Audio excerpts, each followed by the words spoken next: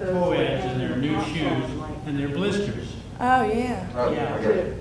Well, I'm sure those college girls don't buy expensive, they buy the, I guess I could do jam, Well, right? they get new shoes. well, even and expensive shoes. And wear them in. Do it. That could be They forget to wear them in. Yeah. wrong. Are you working the game days? Yeah. That sounds like a freaking nightmare. Good for you. It's kind of nutty when you consider how many people are there. Ugh. That's one reason I rushed to get my booster. I bet. Good morning. Good morning. What? Sorry, you guys wanted to. Good morning. How's everyone? Good morning. Yeah, I'm working the first aid station of the U-shaped football Has baby come in? with a 90,000 unmatched So I heard about students. Fred Cook's fiance. Yeah, they buried her What in yesterday. the world? How did He Juanita was came home from telling work and she was on the couch. just, but she wasn't old. No, she was about 52, yeah. And she I don't- know anything? I don't know anything about that. I just know that he came home and found her. He tried to wake her up when he got off that morning, but she was already dead. That's so weird. Yeah. I didn't know Well, I anything. know, you didn't know her. Was she from Edenton? She was sweet, yeah, she's from Yeah, Edenton. I know. I Chuck know she was sweet because she asked me a couple times to do her hair. Uh-huh. I never got to doing her hair because I had stopped doing hair, but I didn't know her other than that. Gotcha. Okay, we're going to call our work session to order this morning. I'd like to welcome you. We will stand and have prayer by Councilmember, pledge of religion, rather, by Councilmember Hodges and prayer by Councilmember Reed.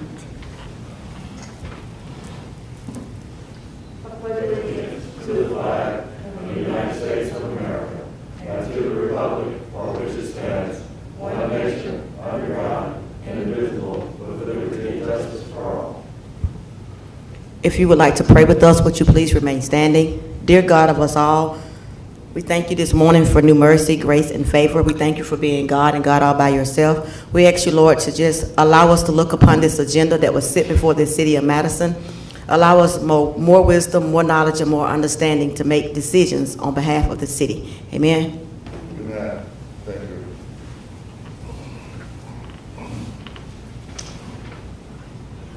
I think we have one council member short today. Councilmember Lathan, you did say you wouldn't be here this morning. Minutes for review. Have you had a chance to read the minutes? We can't vote on it, but just get a nod to go ahead and put this on our consent agenda for our Monday's meeting. Okay, good. I am be here. We put our minutes on our consent agenda for our October 11th meeting. And those are the minutes of September the 3rd, 21, and our regular meeting of September the 13th, 2021. The topics for discussion this morning, short-term rental discussion, pros and cons, Councilmember Hodges. Good morning, Mr. Mayor. Good morning. I think I sent you guys some research, and I don't know if Betsy was on that. I'm pretty sure she was.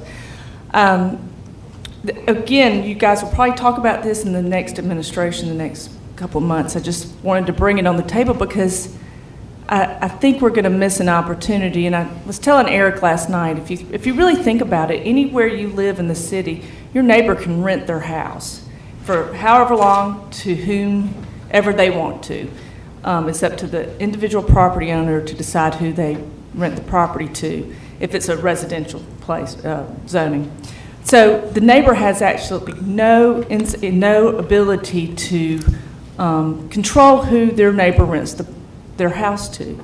With a short-term rental situation, now I'm not saying open the door to all this. I just want you to think about it, because there are going to be people that say, oh, you don't know what you're bringing into the city. Well, right now you can rent your house to whomever you like. Then your neighbor can. You have no control over that.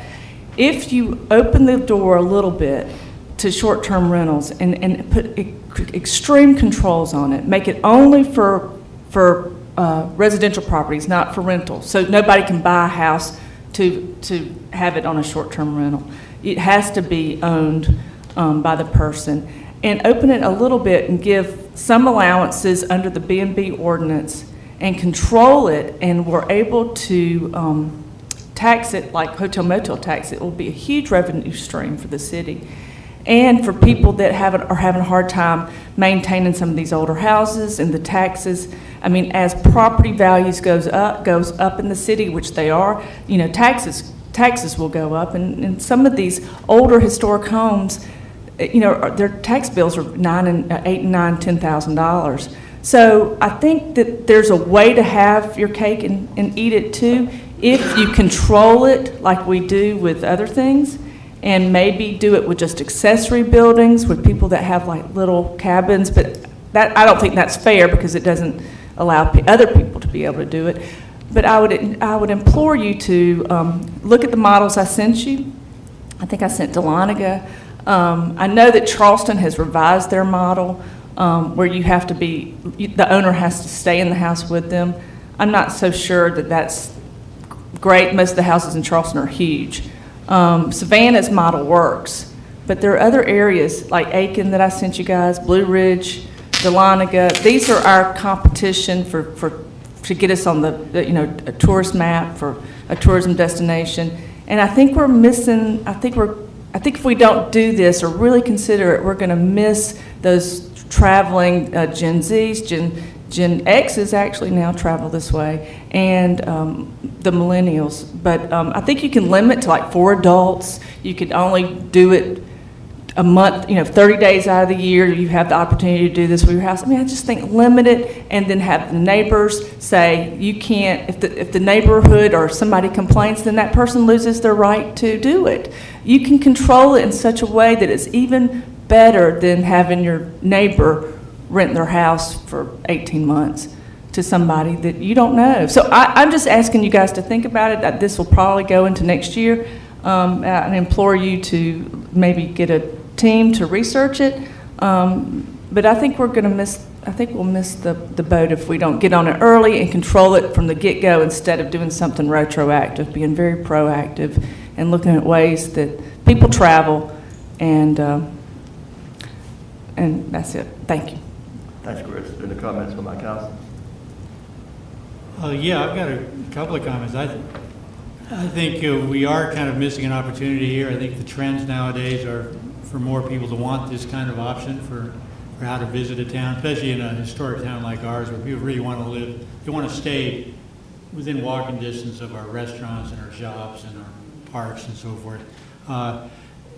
Chris was really good about sending over a bunch of models. I would ask all of you to look in some detail at the Charleston one, and that to me really makes a lot of sense. It's kind of a very incremental steps for a lot of protections. I mean, I'm very concerned that we retain the residential character of Madison, and that's everyone's big concern. We don't want to make this a big commercial venture. But for example, in Charleston, they talk about making sure that this use is an accessory use to the primary residential use. And the way they protect that residential use is not only does it have to be owner-occupied house or owner, it has to be, Somebody's primary the owner has to be in the building, Yeah.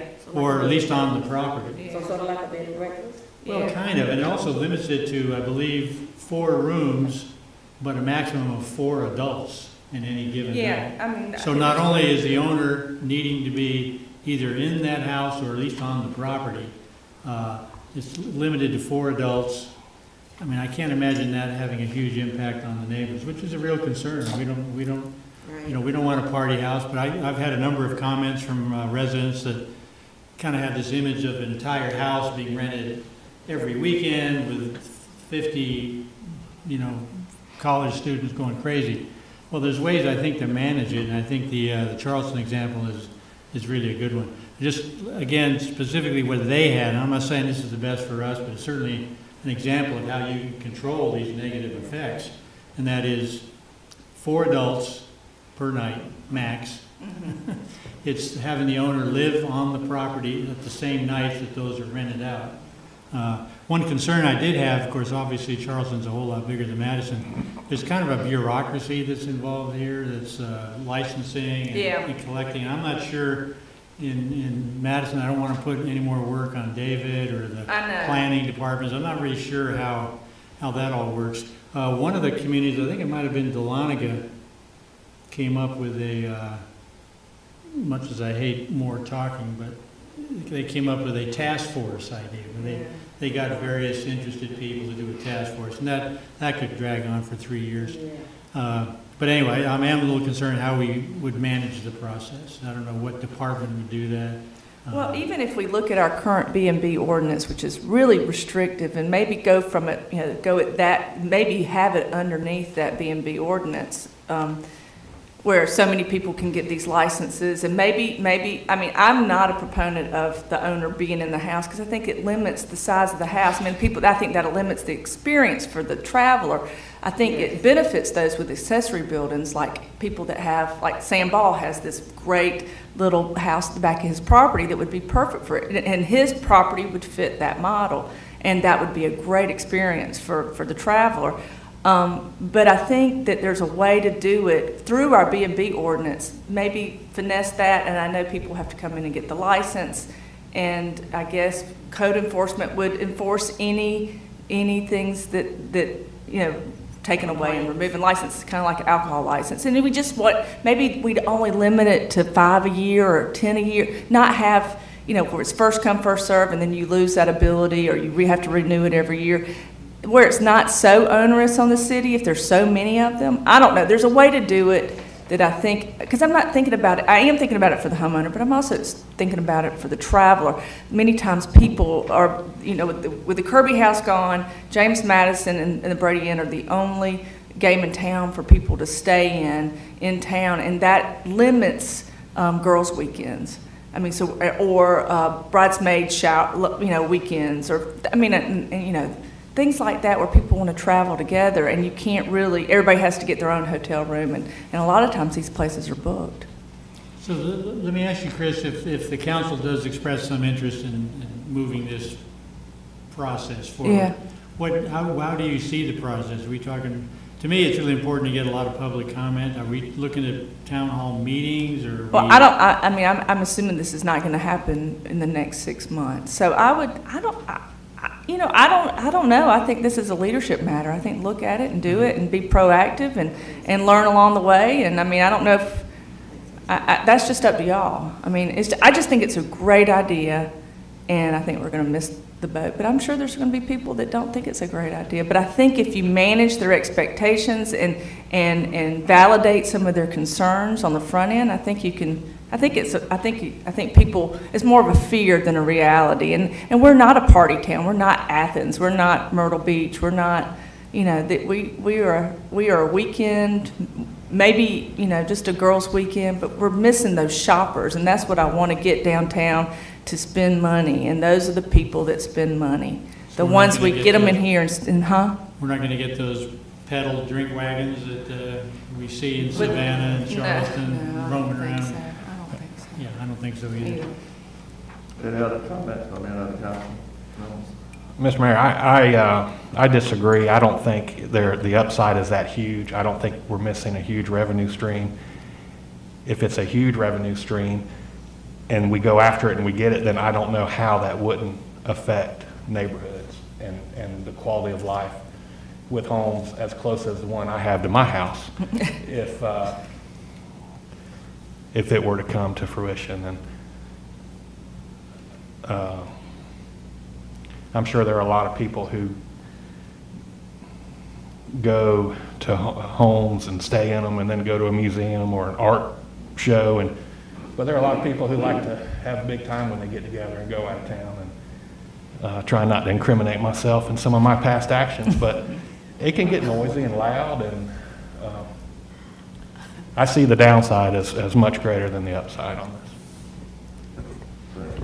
Mr. Mayor? What do you think about merchants, Rick, as far as most of our retailers in town? Do you think they would be in favor of this generally, or would they agree more with you?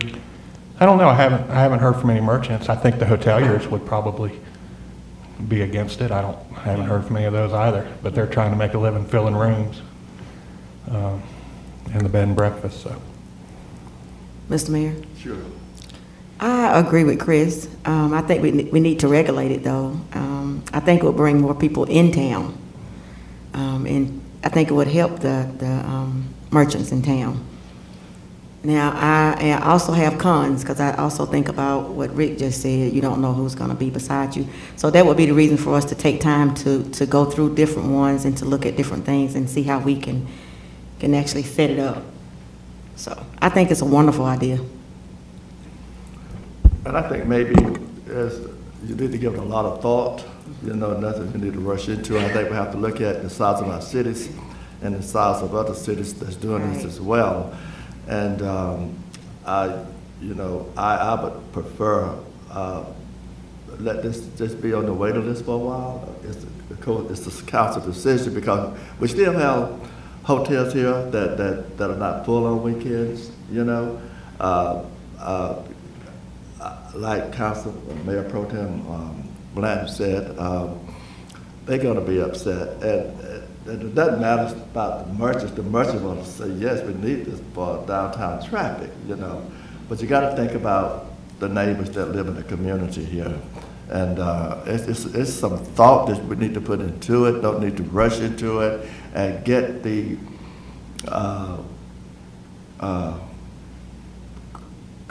from the community, get their opinion on it, because I know when this was brought up at our last work session, I've gotten a lot of negative comments about this, So I think we just have to take our time and don't rush into it, and just, we need to be proactive, on this. And like Councilmember Hart just said, I certainly appreciate your concern. It may not, it won't happen while you're on this council, but certainly even next year, But let's just give it some thought. It's something that you want to give it some serious thought about. And if the council wants to move forward, I do think the public needs to have some input. The public really needs to have some input. Yeah.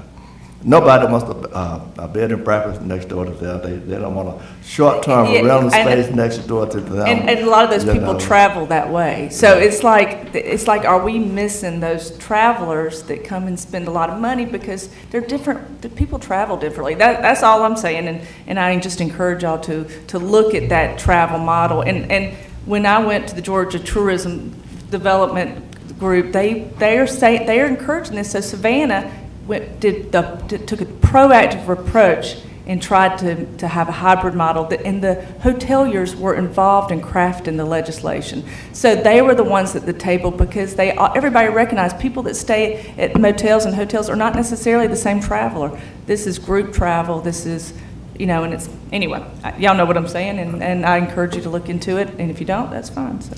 Yeah, I definitely understand. I remember a couple of months ago, my kids and I went to Orlando, and we literally stayed in the Airbnb community. The entire community was Airbnb, I'm sorry, and it was amazing. It was amazing. Instead of staying in a hotel, it was so much better to be in a home. And we stayed for about a week, so it's really good. And I want you to understand there are people in the county that are doing this under the farm stay. They're able to get farm stays. There are Airbnbs in the county. So, I mean, maybe you look and see if there's been any complaints with that, but if you go on the Airbnb or VRBO, there are people that have their houses, all they have to do is get the farm stay license through the county, and they're there. So, and it's a house, and people come in, and So the county fought for years to keep one person at the lake from doing this, and now they're embracing it. well, it's under the bed and breakfast. It's like farm stays are considered a bed and breakfast. So our bed and breakfast ordinance is so limited, with the 1,000 feet or however the distance requirement. Right. And you can only have 4. I encourage you to look at that model and maybe build it up from that, because right now not many people can have right now there's no B&Bs now that the Kirby House is closed. So somebody's going to come in and ask for that license, and wherever that license is, nobody around it, I don't know if it's as the crow flies or with the 1,000 feet, prevents anybody else from getting one. So maybe you look at that ordinance and build it back there, because B&Bs can get an Airbnb, and maybe that's what you do. I don't know. I'm just saying that I think there's a balance, and I think with public involvement maybe and being proactive, there's a way to do it. Thank you, Councilmember Hodges. Now, electric vehicle stations, Councilmember. So, Rick Blanton taught me into getting my Tesla. And so I've traveled with the Tesla. I've gotten in the car and I've driven all over the country or all over the Southeast. Okay. I just got in and I drove. So the way these things work, and I found myself in towns that I never thought I would be in. And if you have an EV station in town, you're stuck there for 2 hours. So I spent money in these towns because I had to stop and charge. Tesla, you have supercharger stations all over the South, and you're limited to stop there. But if there's not one in where you are, you have to use the EV stations that I sent you last night. Each Tesla comes with an adapter. As the EV industry continues, where Ford is launching their F-150 is going to be EV. Volvo's going straight EV. The only EV station here in Madison is at Captain D's, and Georgia Power put it there. We always thought it was Ben, but I thought Bobby said Georgia Power put it there.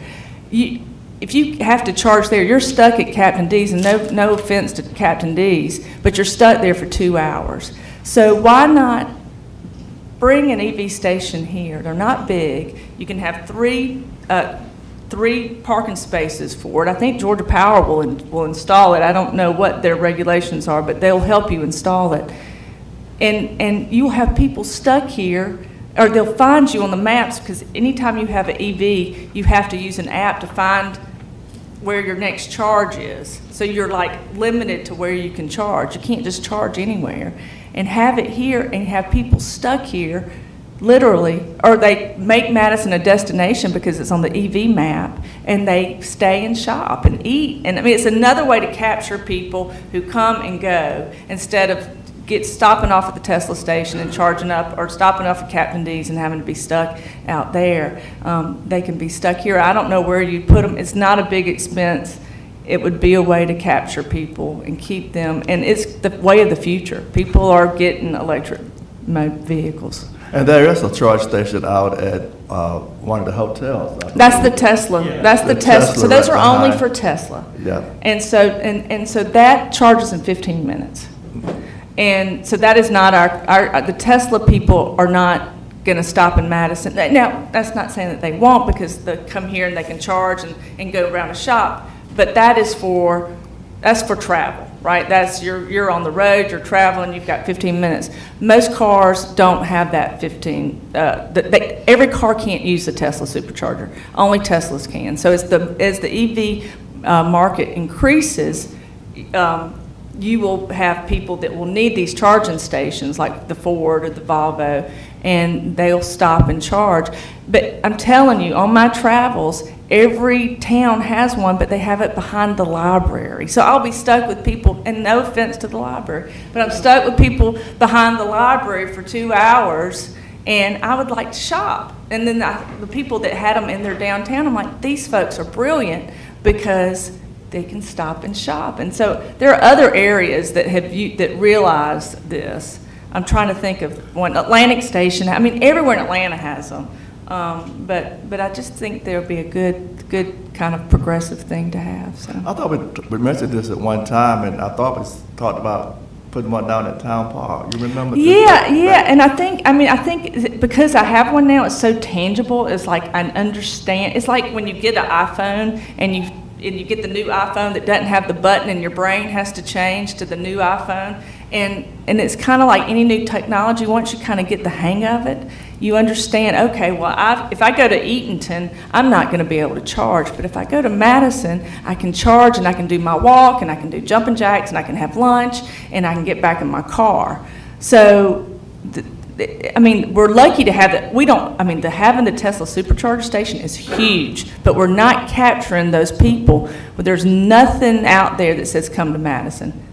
Elon Musk puts those in. There's no CVB thing, but we're not capturing people that says, hey, look, if you come on down the road into town, what you're going to get. If you go to any Tesla supercharger station, you can see the people lined up at those things. It's like you're in the cool group. It's like the new smoking corner.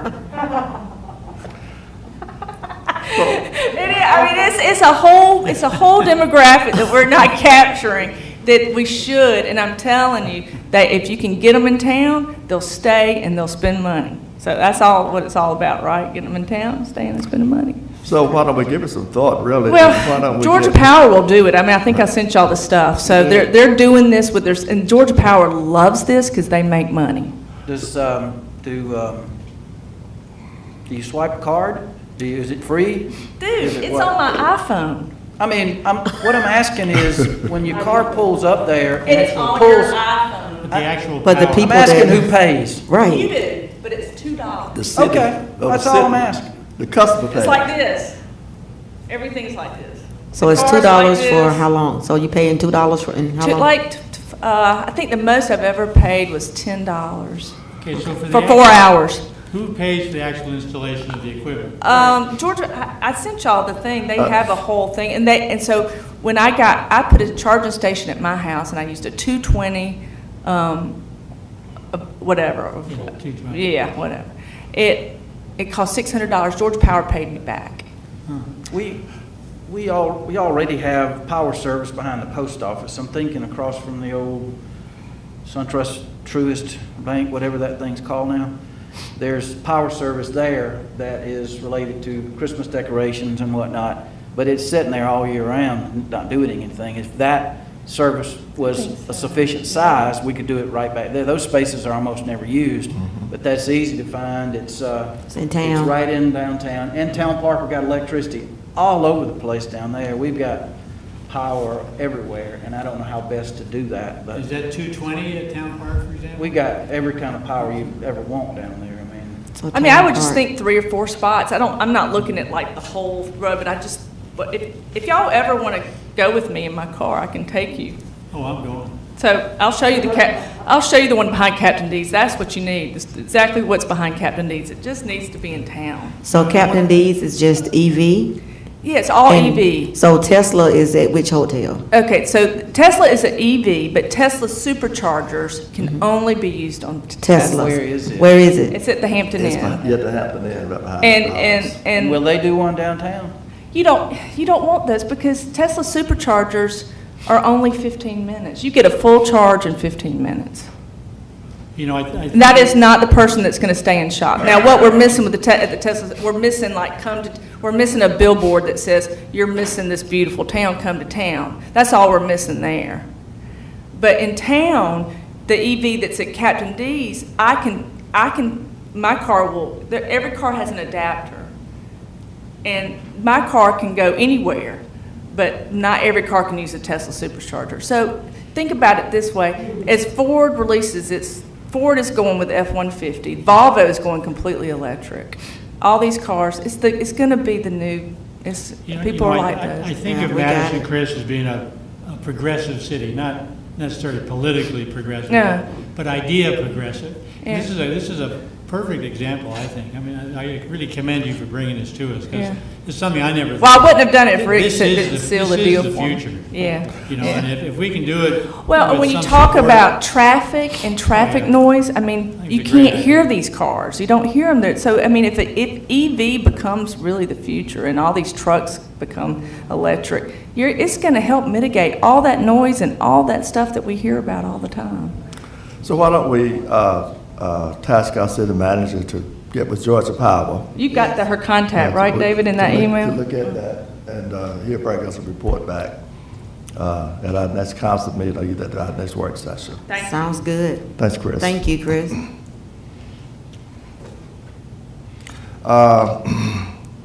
Meeting management order and respect, and I just want to remind our council members, this is a business setting. At our last council meeting, or maybe, I think it was our last council meeting, we had a citizen to come to talk about North Main Street traffic, and to be honest, council members, and we all adults, but at one point, we was acting like first and second graders. Everybody's talking over everybody, and nobody knows who can speak and who cannot speak. And I would ask that, let's make it a point of order in this council. Raise your hand and let the mayor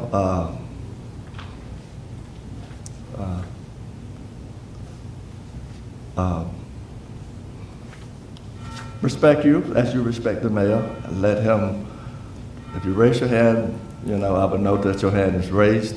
Instead of everybody trying to talk everybody, you know, Eric could be talking, Council Reed could be talking, Mayor Blank could be talking, and Mayor Harsett could be talking, and the city clerk is trying to sit there and take notes, and she don't know who said what. Right, that's right. You know, and it's really embarrassing, you That's know, right. so I would just like to make sure, let's have a point of contact. If Eric raises his hand, I'll say, okay, Councilmember Joyce, your turn, or Councilman Reed, your turn. And that way, when a motion and second is made, She'll know. she will know, because now who made that motion, who did that second, you know? So let's just, out of a point of respect for each other, you know. Yes. Let's make sure that the mayor recognizes you as you speak, and everybody won't be out talking to everybody. Yes, sir, Councilmember Joyce. Will these rules, Mr. Mayor, apply the same for work sessions as our regular call meetings? I would think so, yeah. It's a great conversation this morning. Nobody was out talking to anybody, you know.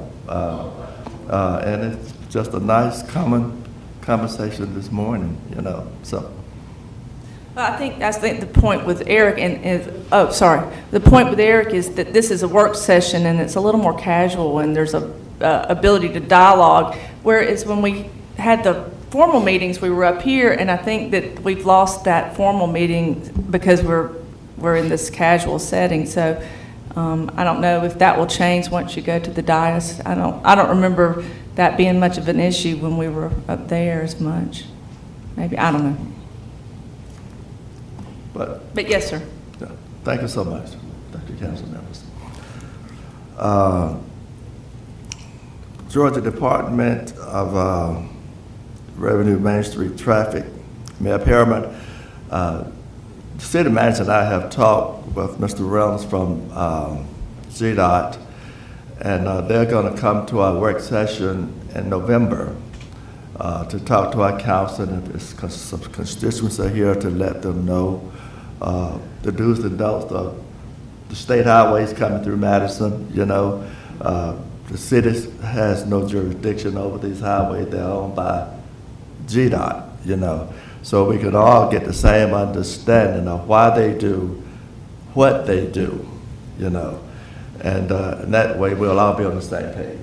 You know, I think they came, was it years ago, you remember, Blank, and talked to us, and we know we had a citizen to come to our council meeting last month, and she was concerned. She had just moved there on North Main Street, and every time somebody new comes to town, they have a problem with truck traffic.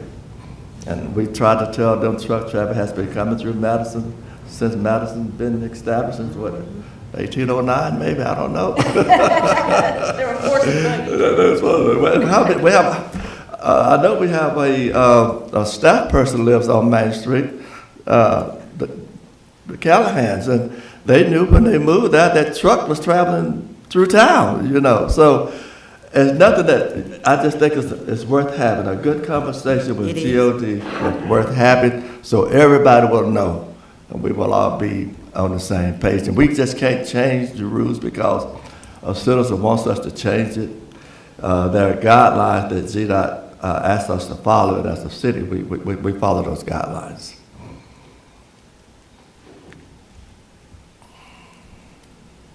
And we have a Georgia a resolution of solid waste management plan. You have that in your package. And that the Northeast Georgia Regional Council, with the city and county both have to sign these resolutions. And if I could just get a nod from our council to put this on our consent agenda at our council meeting, so the mayor and council can sign this resolution. So if you would put that on our consent agenda, Ken, I would appreciate it. Town hall announcement with the water group came across an apartments. I've talked with representatives from the water group, and I'm trying to set up a town hall meeting to have some representatives to come in and get the community who wants to rent those apartments to find out the criteria of what they need, and hopefully get some of the responsibility of planner, Ms. Monica, because she's getting a lot of phone calls, and she has to transfer those phone calls, I guess, to the proper place. And And so they will know who they need to call, who they need to contact. So I thought just to have them to come here and talk to a group of people, and they will know the criteria of what they need to do, who will qualify and who will not qualify. So when departments open up, they may already have the quota that they need to go into those apartments, you know, so they can do this ahead of time instead of waiting until they open the doors. So, Mr. Mayor, I'm a little confused here. So is there a town hall date set to discuss this, or we're still working on it? We're working on that. We're looking at November. We're looking at November, but you will know. You will know soon. Okay, and some meetings ago, I was given a number of a contact person from WODA, Terry Earhart. I think I got the wrong number. I've had a couple of people tell me, and I tried it myself last night. It's a dead number. Did I miscopy that, or is there a different contact number? Terry? It is Terry Earhart, and Terry I'll Earhart. just make sure to resend the card that WODA sent me. That's a contact card through the email, and that way there won't be a transcription error. We're forwarding all phone calls to, and it's a Mr. Terry, by the way, so it's a Mr. Terry Earhart. And I will say that today's October 1st, so the GIC team will start advertising. The WODA group will not start advertising for several weeks, at least 6 weeks. But the GIC team starts early because we want our folks to get first shot. So we just try to make them aware. And so as soon as the mayor has a date, if you'll let us know, the GIC team will make sure to include that in its advertisement and public notices. I will. Could you verify before we leave today the contact number you have for Mr. Earhart? Yes, sir. Because I don't know whether I've miscopied, but it doesn't work. Yes, sir. That number. Thank you. And Eric, that's who I've been making contact with as well, Terry Earhart. Yeah, I've been talking with him. I'm using the same number that you gave me. Yeah, he's hard to get. Yeah, but Well, this wasn't just a no answer. This was a dead number. oh, well, maybe So dead. I might have copied it wrong when that number. But if you've been talking to him, I have talked to him. then Yeah, you have the number then. yeah. too. So he has agreed to come Yeah. to Madison. So yeah, but I would get with GIC team director, Ms. Monica, and go from there. Main Street Director, Karen. Good morning. A copy of the report will be displayed on the screen, but I wanted to also just provide you with a hard copy for your visual.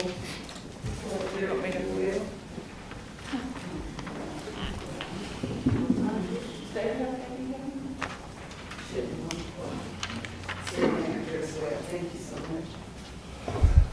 Okay. Thank you, Mr. Mayor. Sure. Just very briefly, I think it's been since April that I last came before the council and shared a report, and I know we're doing staff reports and rotations during work sessions, so I thank you for the opportunity to share. Going to cover back from June all the way up through August, and perhaps some pieces of September, and then provide you with some upcoming information as well. So, wanted to just share that in terms of economic vitality from June through August, we have opened up, as you can see on the report, 6 new businesses have opened. In that time frame, we've only had 1 business to close, and that was Dee's Design, which was a floral shop on East Avenue, I believe, and she ended up relocating to Greensboro because of something with the location where she was housing her business there on East Avenue.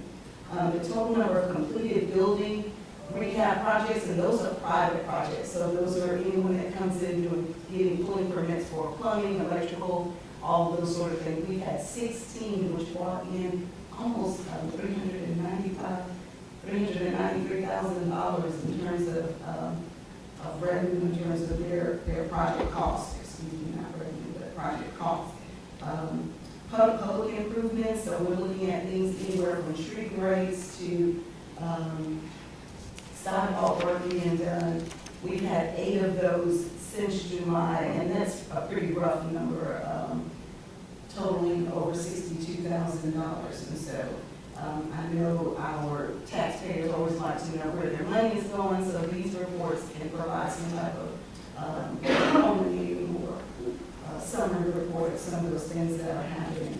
And then in terms of jobs that were created, out of those 5 businesses that opened, I do want to point out that none of those are retail shops. They're all mostly professional services, as well as one new event facility, which is the Wine and Roses, I believe is the correct name for that. So in terms of looking at our downtown mix, it's going to be interesting as we kind of pull a listing of what does our downtown makeup look like now, to see retail versus professional services, and that goes to all of your discussions in terms of income coming to downtown for retail shopping as well as restaurants. And just to add to that, you'll know, you all are very well aware that Hancock Street and the corner of East Washington are getting a lot of love and boom there, with Preston's properties coming online with the Sinclair. Several of you all attended the private reception for that, and were able to review his properties.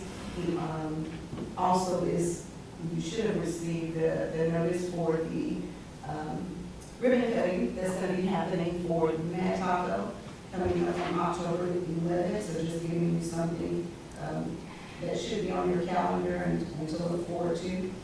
One project that I'd like to give kudos to, Main Street has nothing really to do with this, but to my colleague Ken Coker and the Public Arts Commission for the free little art gallery that's opened in downtown. And it really is generating a buzz there, and have to highlight a city manager for his craftsmanship in building the gallery.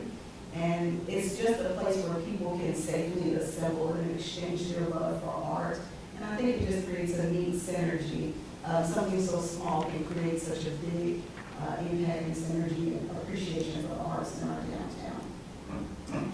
In terms of organization, I always like to let you all know what your Main Street director is doing. And so in terms of conducting staff trainings, you've allowed me an opportunity to attend multiple training sessions in office as well as out of office. Being that I'm coming up on my first year anniversary as Main Street Director in October, I'm very appreciative for the investment to be able to go and learn from other communities, attending the Georgia Governor's Tourism Conference. It's eye-opening to see what communities are doing in terms of bringing life back to their downtown. So I'm very appreciative for that investment. Some things that have happened over promotion, and given the change in COVID, a lot of our things have been canceled, as you're well aware, our special events in terms of the Firefly Nights. We adjusted that to spread that over 4 nights in July, which I think was very well received by the community, and it's probably something we're going to look at continuing doing in some style or format in the future.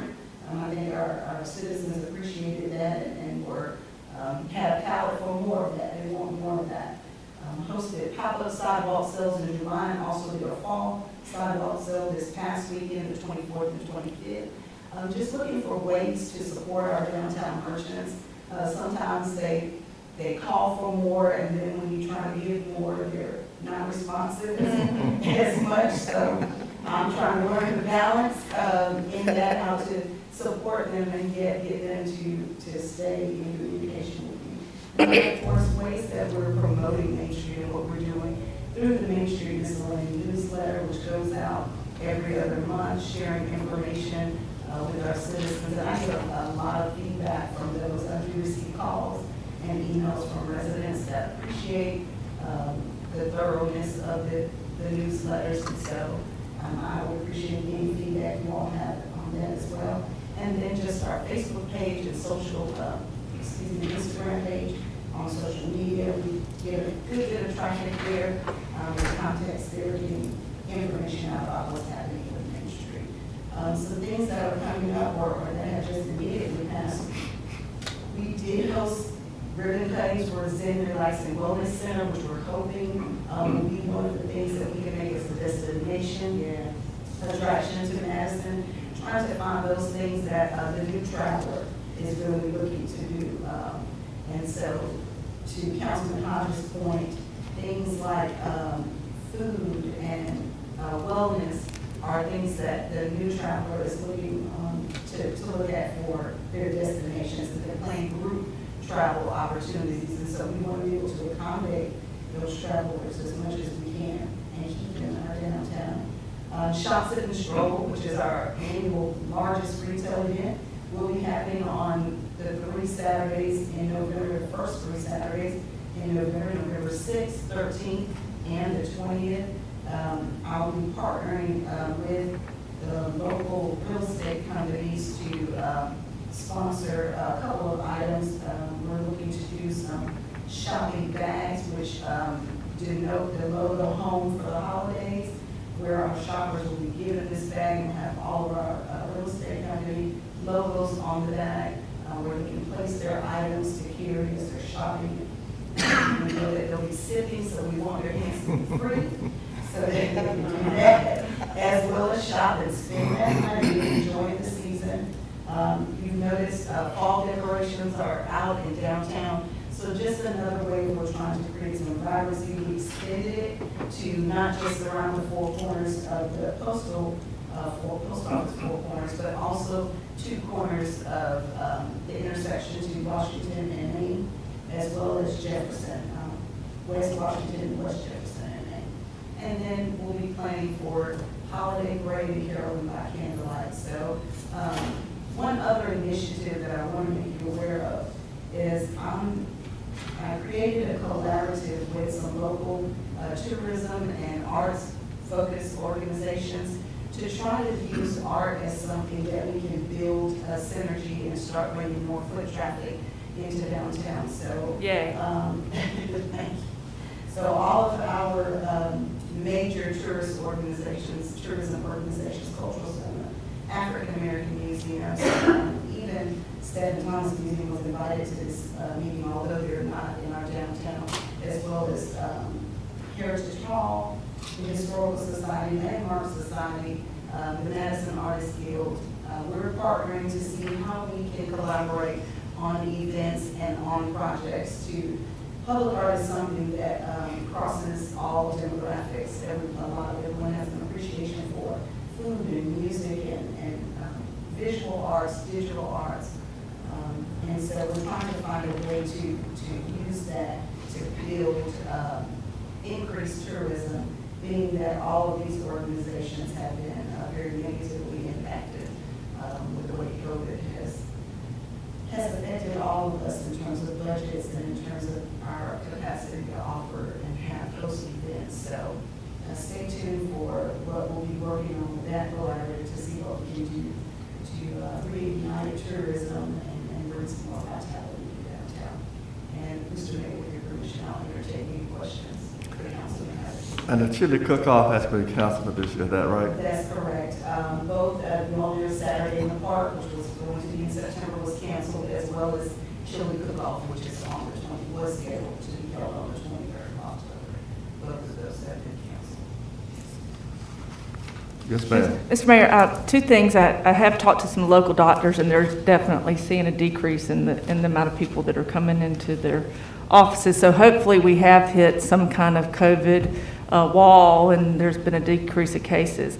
So hopefully things will improve. On the art subject, I'm working with the Cultural Center. They're actually going to make their boxwood, or we're looking at making their boxwood room. One of the first things you walk in at the Cultural Center, they're looking at doing a whole display on the Andrews family, Raymond, Benny, and the father.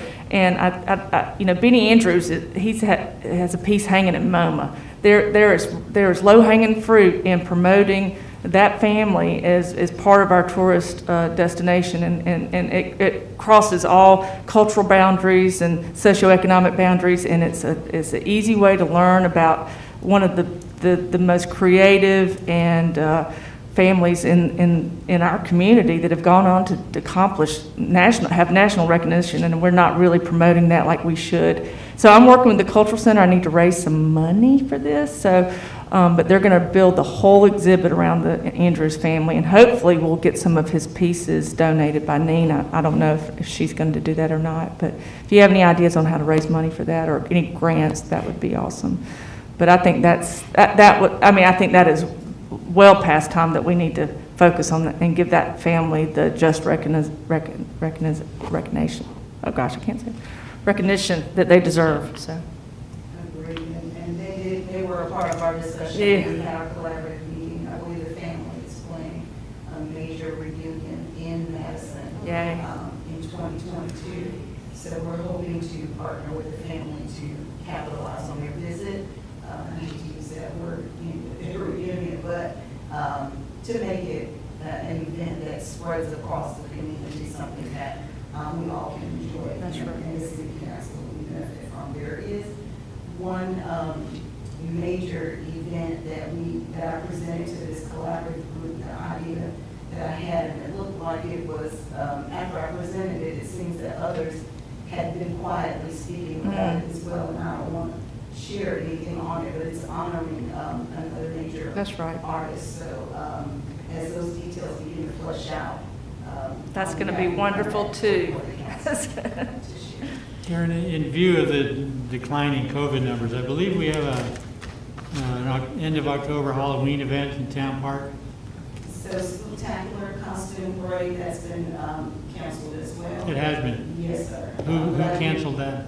Well, this is the part of our discussion about canceling events through October, after the discussion about Our being referring to whom? the city and speaking with our city manager as well.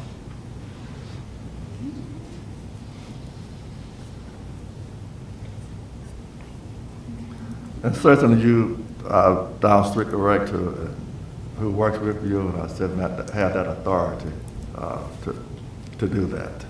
Yeah. Any other questions that I can answer? Thanks for a wonderful Good job. report. Great Yes, job. you. right, she's Great job. Thank you so much. You're amazing. killing Thank it. Yeah.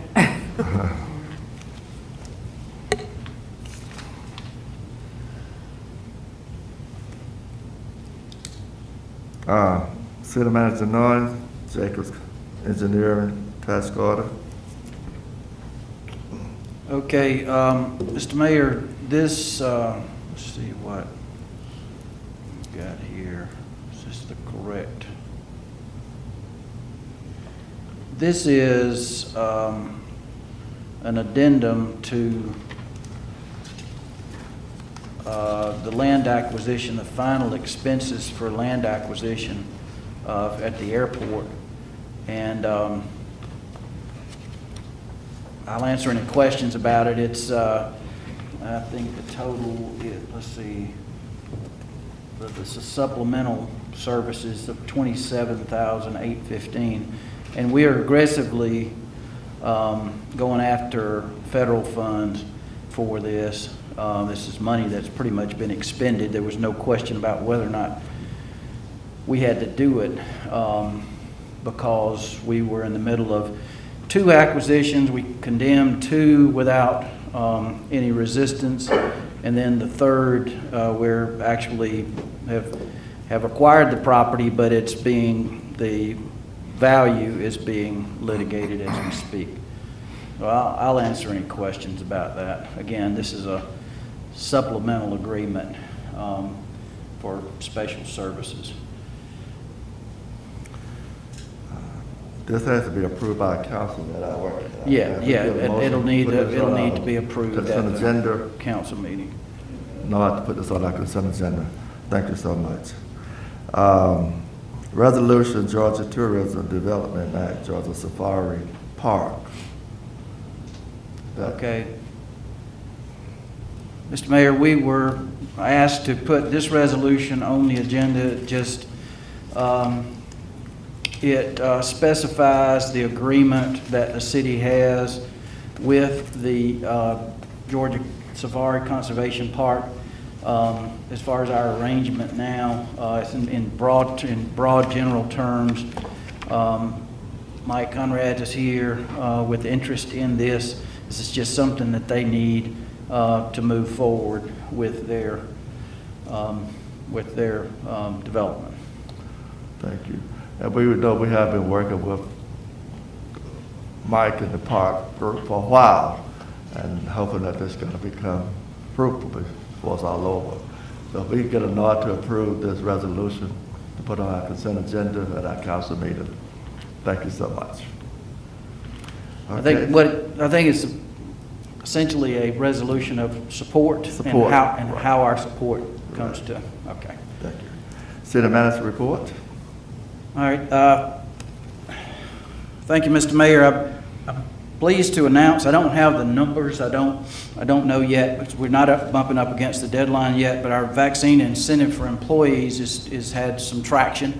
I know of, and when I hear of half a dozen or more out of 80 employees, that's a pretty decent percentage, and that's just the ones I'm hearing about. So I'll get a report on that, and again, as you, I don't know if there was a formal approval, but as you know, we offered $300 for fully vaccinated individuals before October 31st.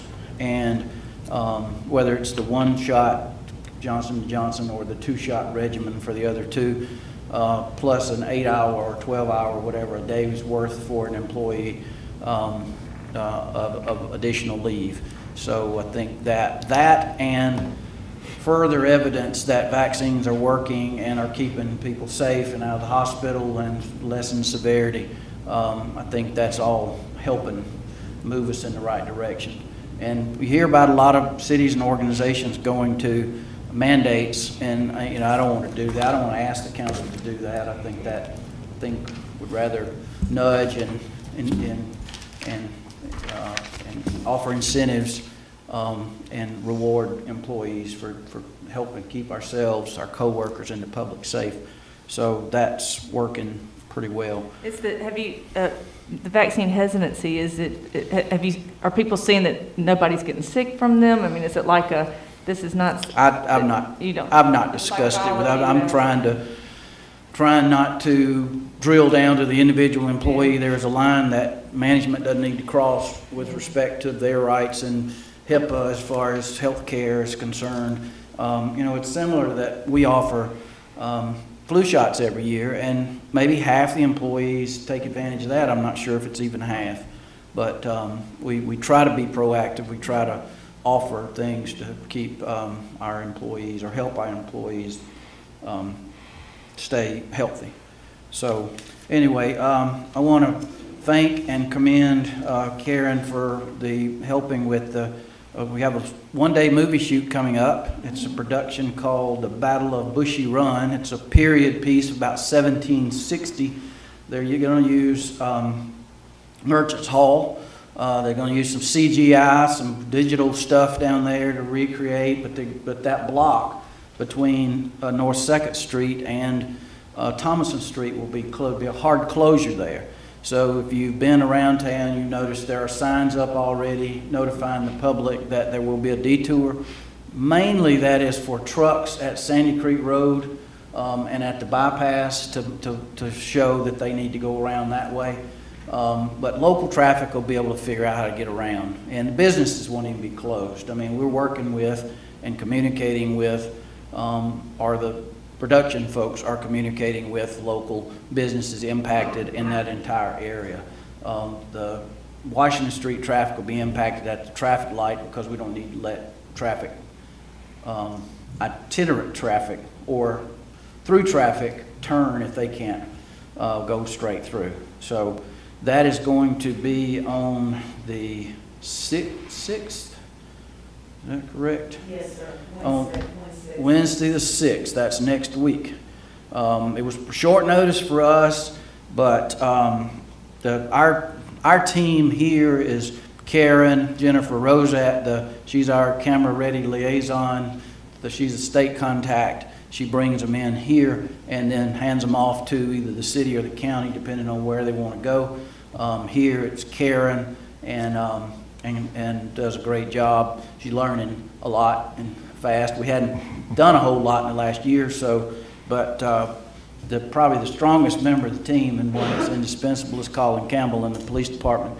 He knows the business. He talks the language. He can look at a plan and say this works or this doesn't work, and he can give them feedback immediately. And I think that's it's invaluable to us, and I think they appreciate it because they're dealing with people who know what they're talking about. And we take closures and interruption very seriously. Again, this is a one-day Wednesday deal, and Madison does slow down a little bit on Wednesday still. It's kind of a neat little nod to the past.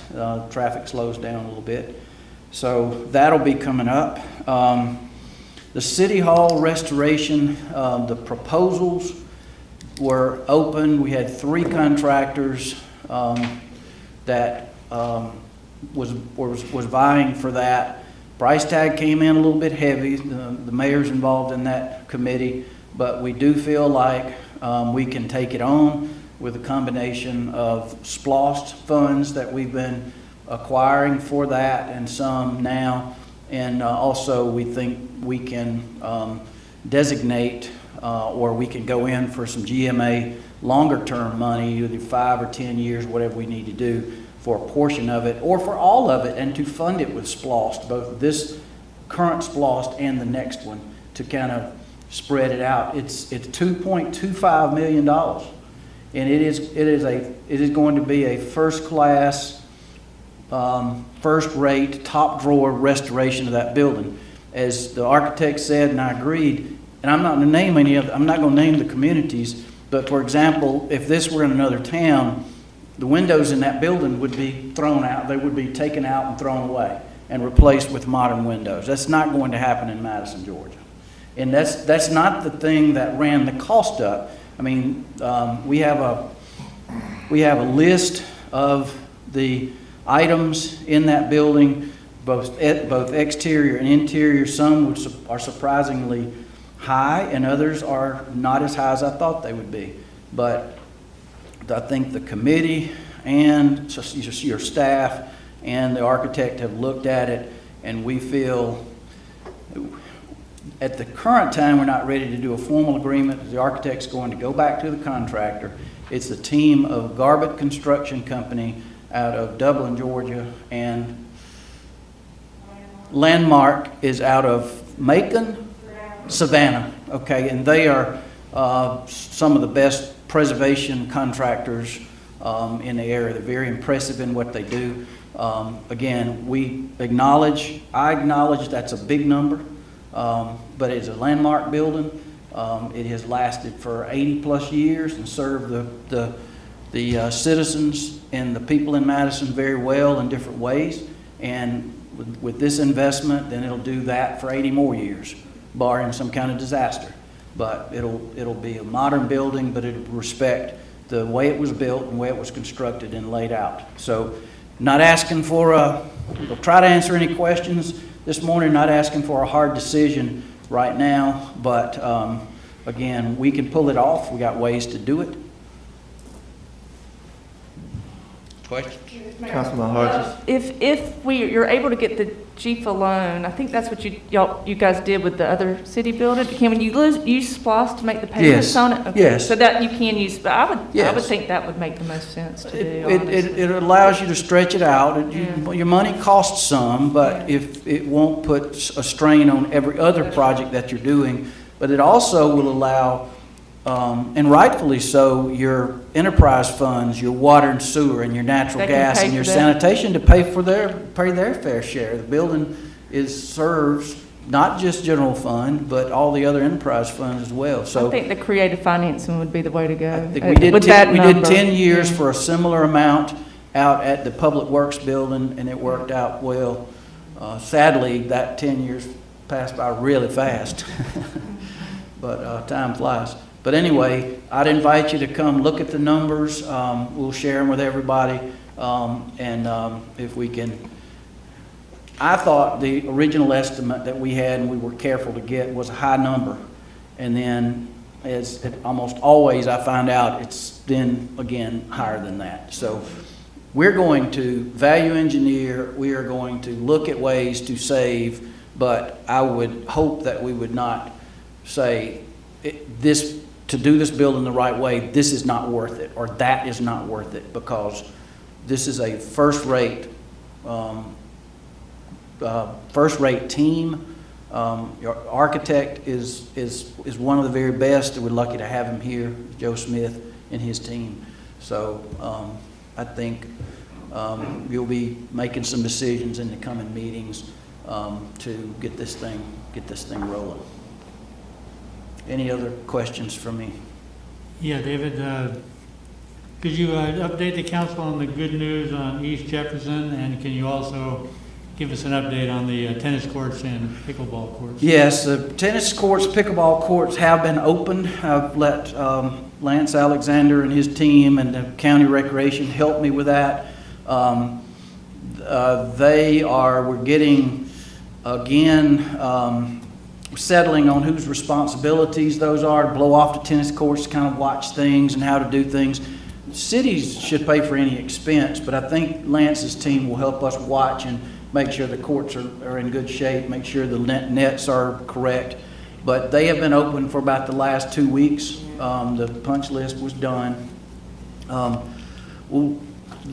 Your staff will turn around again and try to reconcentrate on getting restrooms in Hill Park.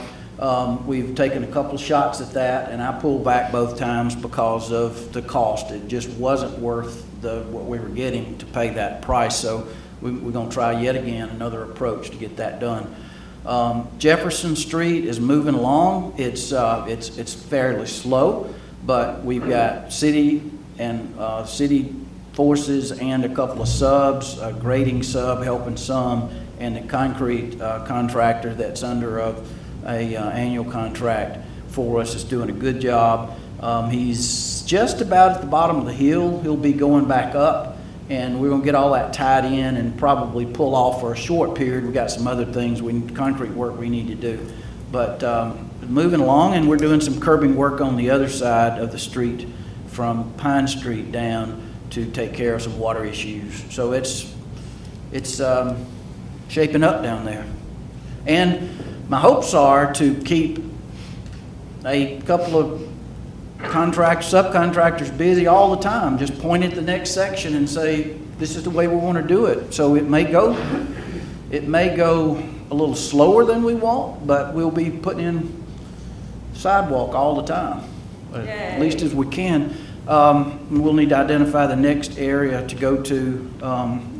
Obviously, we need to go on up to Vine Street and try to push on up to East Avenue to finish that. We got some opportunities down on Jefferson. We have opportunities up on maybe North 5th Street from Hugh Circle and from Canaan back into Jefferson down into that area. And those streets are set up for it. I mean, I think they'd go in a good bit quicker. One of the problems is getting material, getting concrete. The sub has to really, you can't call and get a load of concrete just like this morning. They must be so busy. So our local vendor, you have to schedule that several days in advance. But they're working through that and doing a good job. Thank you. Thank you, David. Any more questions? Thank you, David. Just like to take a moment and congratulate our city planner, DDA Director Monica, for the $750,000 that the city received for the Boys and Girls Club. Thank you so much for working on it.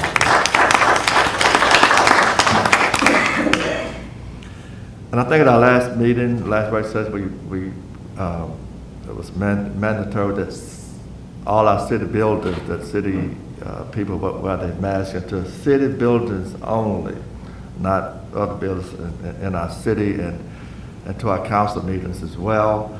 And I would like to keep that mandate in place for the month of October until all our employees feel safe. To say, I feel safe with someone coming to our building without a mask on. If we can get a nod from our council members too. Thank you so much. At that, this is our work session. Monica, do you have a schedule for us this morning? Sorry. Yes, sir. For those of you who want to join us, as well as anybody in the room who'd like to join us as well, we're going to do a brief walking tour of the Canaan investment, is what I'm going to refer to it, because if we just look at CDBG and CHIP, you might not be able to see a lot from the outside, because we didn't want to ask to go in people's homes during a pandemic. So we will be meeting, carpooling is the way David decided that we would do that. So we'll pair up or triple up. We're going to carpool over or ride separately if that makes you feel most comfortable. We're going to go over and park in the front of the middle school area, old middle school area, and we'll get out there and see a couple of brief things, and then we'll get back in our vehicles, drive over to the Canaan Crossing site. For those of you who haven't had the opportunity to see how much progress they're making, we'll stop there and have a little conversation. So 2 stopping points, but we'll meet over at the middle school in just a few moments, if that's your pleasure, Mr. Mayor. That's fine. If anybody wants to ride with me, In the Tesla, you got a Tesla. well, and then after I'll show you all the EV, the EV thing. If the you were EV driving the tour. Tesla, I would love to come All right, with come on. you. If it was a regular car from here. We're adjourned, Mr. Mayor. Did you say we were adjourned? Yes, we are. You- You gonna say something? No. I'm going to meet you. I'll have another meeting at 11, so I'll be at the former middle You school. gonna meet us at the phone? I will be there. Sounds great. Okay, thank you.